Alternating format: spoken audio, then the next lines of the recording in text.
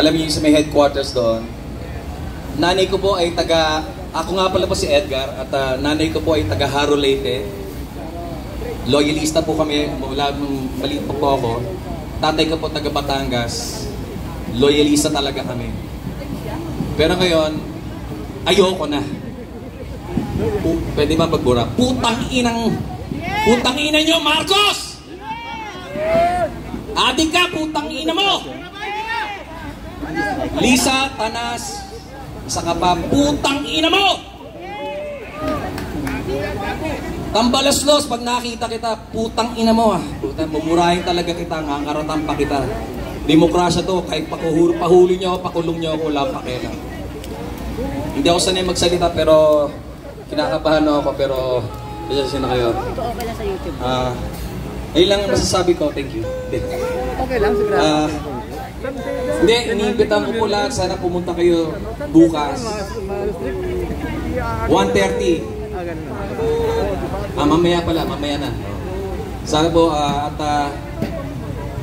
sana yung mga Marcos family, sana sila Marcos, sila Tambaluslos, sila Lisa Tanas, sana atakihin sila sa puso at mawala na sa mundo para si Inday Sara Duterte na ang presidente!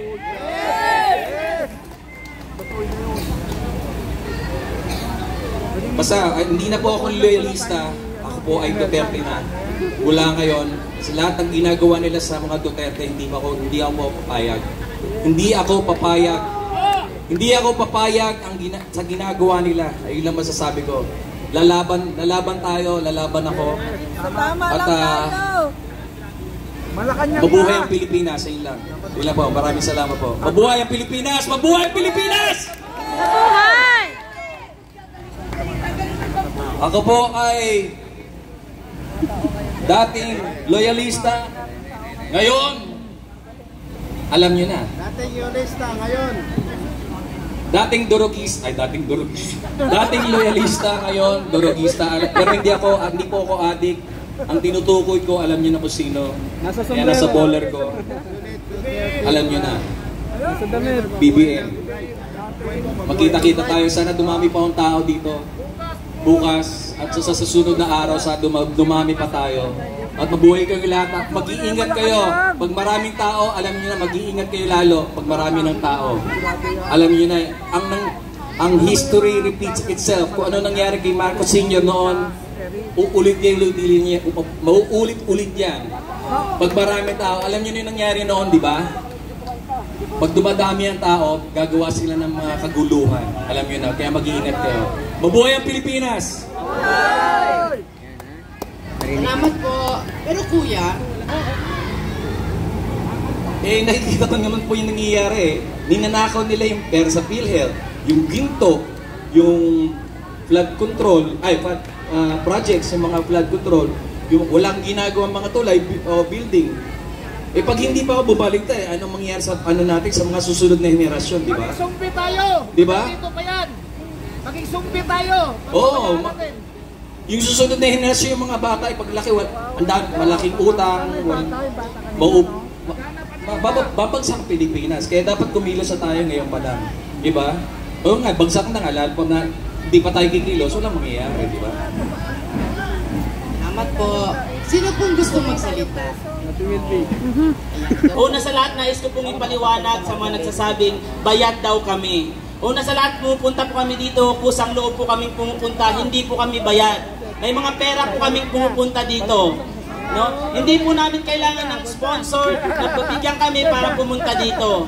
Sa nagsasabi po dyan sa Chief of Staff na si Pajardo ba yun, nabayad kami based doon sa video. Akala ko hindi sila naniniwala sa fake news. Bakit nila pinakita yun sa TV? Fake news yun kasi hindi naman katotohanan na bayad tayo. Bayad ba tayo? Hindi! Hindi kami bayad at hindi kami bayaran kahit kailan pa man. Tumatayo kami para sa aming karapatan, para sa aming kinabukasan. Una sa lahat, may alam ba kayong project ni Marcos na napakinabangan natin ngayon mula nung umupo siya? Wala! Pero si Inday Sara, marami nang nagawa at subok na nagagamit na pakinabangan ng taong Nabawenyo. maraming project na napakikinabangan. At pangalawa, nais ko pong tanungin ang mga kongresista na kinigipit si Inday Sara, ang Tuwadcom Committee. No? Ang mga Tuwadcom Committee, dapat una nilang tanungin ang sarili nila, saan nila dinadala ang pera ng taong bayan? Kasi sa lahat ng Tuwadcom Committee ngayon na nagsasalita against VP Sara, iyan ay ang mga party list na walang pakinabang dito sa ating bansang Pilipinas, kundi lostayin ang pera ng ating taong bayan. May naalala ba kayong project nila na nagawa na napakinabangan natin ngayon? Ang daming party list na nakaupo ngayon sa Tuwadcom, pero wala tayong napapakinabangan. Sila ang yumayaman, tayong mga mahihirap mas lalong naghihirap. Kaya bago nila tanungin si VP Sara, tanungin muna nila yung kanilang mga sarili. Kaya isa lang po, panawagan ko po kung ano man pong mga distrito ng mga Tuwadcom, paalalang po, wag po natin silang ibuto ulit. Nakakahiya po ang Kongreso. Mga bubo ang nakaupo, walang alam sa batas. Papayag ba tayo nun? Lalaitin tayo ng ibang mga bansa na ang ating mga congressman, mga pulpul? At Inidoro na yan.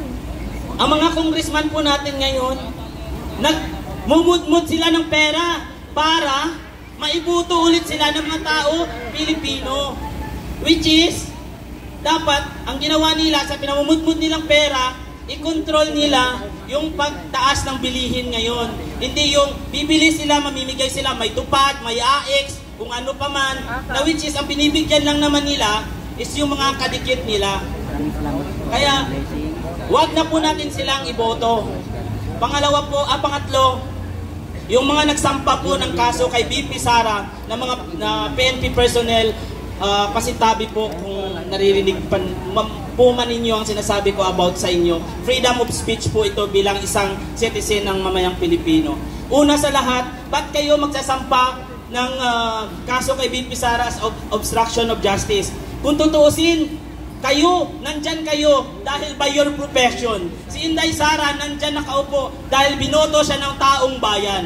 Kung hindi dahil sa profession ninyo, wala kayo dyan. Kaya, sino ang dapat pwedeng magsampa ng obstruction of authority? Mas may authority po si VP Sara. Dahil siya po ang binoto ng tao. Ginusto po ng tao. First time in a history na may umabot po ng 31 million votes ang ating Vice President. At kay Marcos naman, hindi na presidente kasi sa ginagawa niya ngayon, hindi pang presidente ang asal niya. Si Marcos, naging sunod-sunuran sa kanyang asawa. Nagtatago sa palda ng kanyang asawa. Kung ano ang gustong sabihin ng kanyang asawa, yun ang masusunod. Which is, ito po, opinion ko lang po ito. Ngayon sa gobyerno, kung gusto mong makaposisyon, kailangan mag-abot ka kay Lisa. Yun po yung totoo ngayon. So which is, ang nangyayari po ngayon is silent martial law.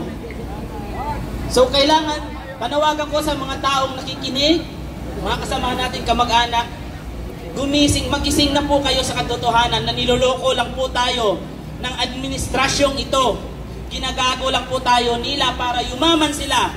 At tandaan po natin, inaano nila yung China, tayo po ang kawawa pag nagyera. Sila may mga pera yan, anytime, lilipad ng ibang bansa. Tayong mga mahihirap, tayo ang nandito. Tayo ang lalaban para sa bansa natin. Hindi sila kasi may pera sila. Lilipad lang yan sila.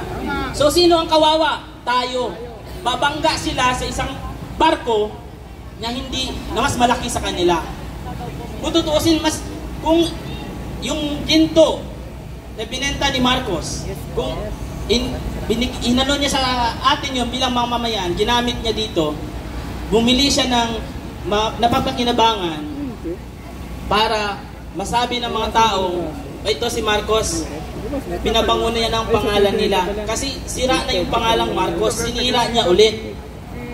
Kahit anong mangyari, wala nang buboto sa mga Marcos. Dahil pinaboy na naman nila ang bansang Pilipinas tulad ng ginawa nila nung nabubuhay ang kanyang ama bilang presidente. Yun lamang po at maraming salamat.